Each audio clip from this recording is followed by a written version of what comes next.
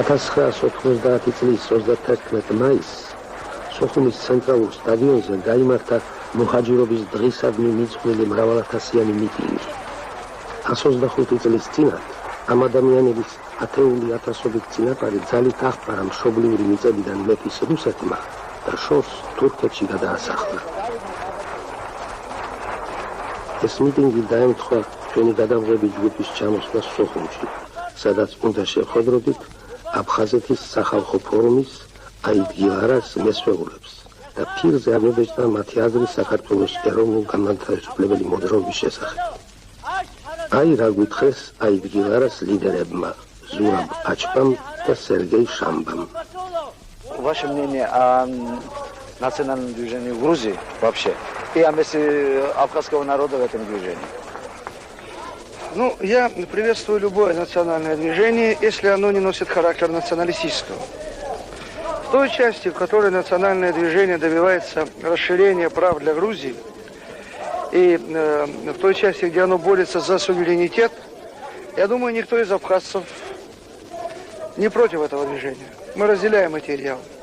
Но в той части, в которой это движение направлено против интересов абхазского народа, оно, конечно, наталкивается на наше непонимание и неприятие. Потому что нельзя требовать для себя свободы и отказывать свободы другому. До нас доходят сведения, что есть в грузинском национальном освободительном движении в последнее время наметились положительные тенденции. Часть лидеров этого движения начинает понимать абхазские проблемы и пытается наладить с нами диалог. Вот я думаю, что если такая тенденция найдет конкретное воплощение в делах, если будут признаны наши проблемы, наши вопросы и наши требования, то, по всей видимости, мы сможем привести наши народы к взаимопониманию и диалогу. Микрофон.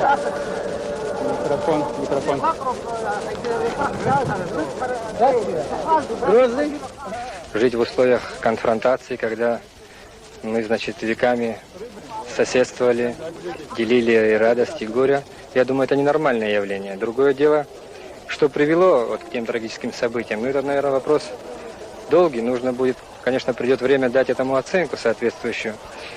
Я думаю, причины, которые породили этот кризис, который был в прошлом году, они, конечно, очень глубокие, и так сразу на них не ответишь. Я бы не хотел сейчас на них останавливаться. Но процесс этот, трудно сказать, что он приостановлен, и что мы гарантированы от того, что могут быть новые эксцессы. События последнего времени показывают, что ситуация, в общем-то, настолько непредсказуема, что может в любой момент вылиться в опять нечто такое, чего бы нам очень не хотелось.